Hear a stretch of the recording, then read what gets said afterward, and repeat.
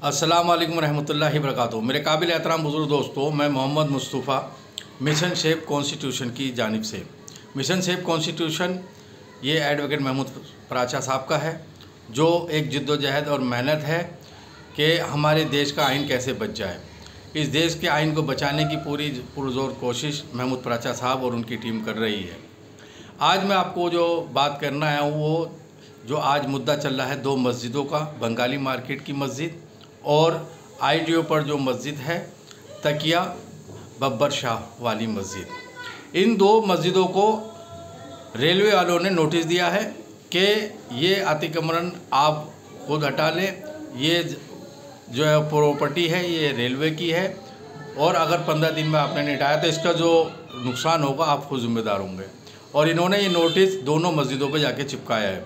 जब से ये एक खलबली मच गई, मीडिया पर, सोशल मीडिया हो या नेशनल मीडिया पर हो, पूरा हंगामा हो रहा है, हर जगह यही चर्चा हो रही है कि इन मस्जिदों को इन्होंने नोटिस कैसे दे दिया। अब जबकि ये दो मस्जिदें जिनको इन्होंने नोटिस दिया है ये दोनों वक्फ बोर्ड की प्रॉपर्टीज़ हैं और ये 123 प्रॉपर्टी में आती हैं जिनका केस हाई कोर्ट में चल रहा है। इसकी डिटेल मैं बाद में आपको बताऊंगा।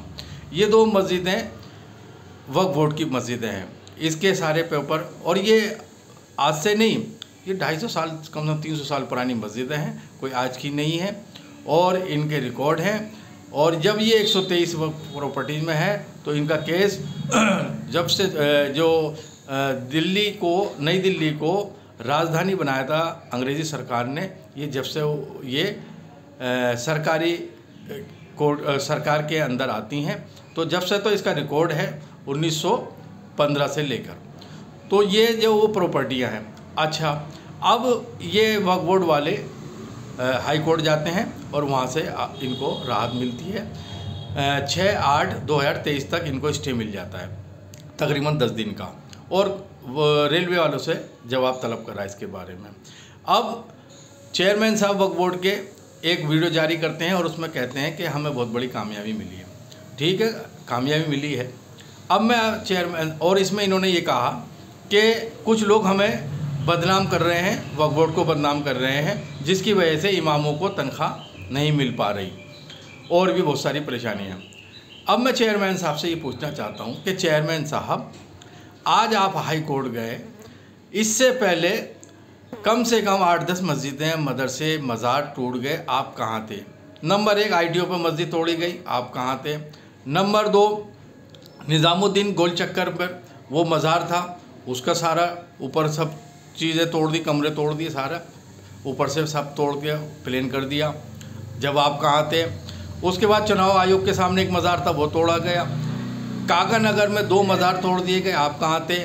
उसके बाद गाज़ीपुर में मंडी में एक मस्जिद थी, वो तोड़ी गई, आप कहाँ थे? आप कहीं दिखाई नहीं दिए। और हसनपुर में एक मज़ार था, वो तोड़ा गया। उसके बाद में भजनपुरा, जो चांदबाग के साथ रेड लाइट पर एक मज़ार था और बहुत पुराना मज़ार था, फेमस था, वो तोड़ दिया गया, आप कहाँ थे? आप कहीं दिखाई नहीं दिए।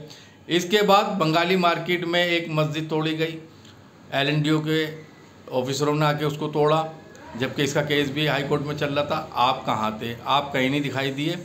अगर चेयरमैन साहब एक भी हमारी पहली मस्जिद या मज़ार टूटा था, आप जब भी अगर हाई कोर्ट में चले जाते तो ये नौबत नहीं आती। आज इतने मज़ार, मस्जिदें, कब्रिस्तान हमारे नहीं टूटते, इसके ज़िम्मेदार आप हैं। आपने नहीं रोका, क्यों नहीं रोका, ये आप खुद जवाब दें। दूसरा ये कि जब बंगाली मार्केट में मस्जिद तोड़ी जा रही थी LNDO के ऑफिसरों के ज़रिए, तो उसको भी हम ही ने जाके रोका था। मैं सबसे पहले वहाँ पहुँचा और मैंने जब मस्जिद देखा कि टूट रही है तो मैंने एडवोकेट महमूद प्राचा को फ़ोन करा और वो महमूद साहब अपनी टीम के साथ में एकदम कोर्ट से भागे हुए आए और उन्होंने जो है उस कार्रवाई को रोका, बिल्डोज़र को रोका, काम को रोका और पुलिस से बहस करी और LNDO वालों को भगाया और उनसे कहा कि लाओ कोर्ट के पेपर दिखाओ, तुम कौन से कोर्ट के ऑर्डर है जो तुम ये मस्जिद तोड़ रहे हो। तो वहाँ पर आपने सारी दुनिया ने वीडियो देखी, उनकी वो बहस और टकरार देखी, लेकिन यहाँ भी बोर्ड वालों ने एक गद्दारी करी और ये गद्दारी करी कि उन्होंने जो मुतवल्ली थे मस्जिद के, उन्होंने ये पुलिस से कहा कि इनसे हमारा कोई राब्ता नहीं है, ये वक्फ बोर्ड के वकील नहीं है, इनसे हमारा कोई लेना देना नहीं है, इसके कोई ज़िम्मेदारी हमारी नहीं है। तो जब ये पुलिस को पता चल गया कि ये वकील साहब जो है ये इस मस्जिद के वकील नहीं है, तो उन्होंने एकदम फ़ौरन उनको गिरफ़्तार कर लिया कि हम आपके ज़िम्मेदार नहीं है कि आपको कोई कोर्ट के ऑर्डर दिखाएं, आप कौन होते हैं, हम चेयरमैन उनको वक्फ बोर्ड को दिखाएंगे या मुतवल्ली को दिखाएंगे। जब ही महमूद साहब को गिरफ़्तार कर लिया, लेकिन कार्रवाई रुक गई। आज तक अल्हम्दुलिल्लाह वो मस्जिद वहीं पर रुकी पड़ी है, आगे तोड़फोड़ नहीं हुई। तो इसको किसने रोका? महमूद प्राचा साहब ने रोका, हमारी टीम ने रोका।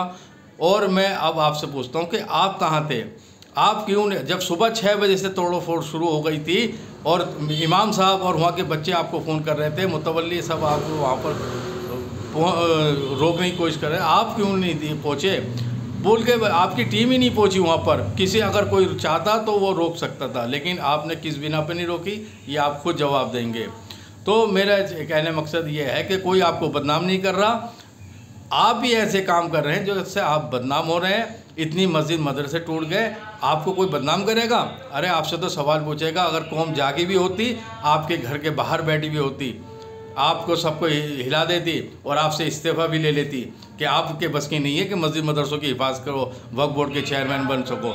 इसलिए कोई बदनाम नहीं कर रहा, आप खुद काम ऐसे गलत कर रहे हैं। और रहा इमामों की तनख्वाह, इमामों की तनख्वाह चेयरमैन देता है या कि बाहर का आदमी देता है? आप साइन कराएंगे सीओ से या कहीं से भी आप पैसे लेकर आएंगे। इससे पहले भी इमामों को तनख्वाह दी जाती थी, वो कभी नहीं रुकी, चाहे किसी भी गवर्नमेंट हो या कोई भी चेयरमैन आया हो, इमामों को तनख्वाह नहीं रुकी। आज आपके दौर में पहली बार ऐसा हुआ है कि इमामों की तनख्वाह 15 महीने से नहीं मिली। 15 महीने से इमाम कितने परेशान हैं आपको पता है? घर में खाने को सही से नहीं है, कितना परेशानी है, बीमारी अलग है, 2-4 तो अस्पतालों में एडमिट पड़े हुए हैं। आपने उनके घर वालों को देखा, उनके बच्चों के सर पर हाथ रखा? आज वो सारे परेशान हैं सिर्फ आपकी वजह से। क्यों नहीं दे रहे आप तनख्वाह? ये आपकी ज़िम्मेदारी है, अगर नहीं दे सकते तो इस्तीफ़ा दें।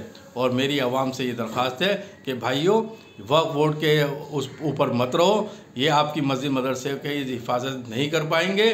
इनमें सही लोग नहीं हैं, बल्कि जो गलत है, चोर हैं, जिन पे CBI की इंक्वायरी चल रही है, करप्शन के चार्ज हैं, उन जैसे ऑफिसरों को या चेयरमैन को भगाओ और अच्छे लोगों को, उसमें ऑफिसरों को लेकर आओ और अपनी मस्जिद मदरसों की हिफाजत खुद करो।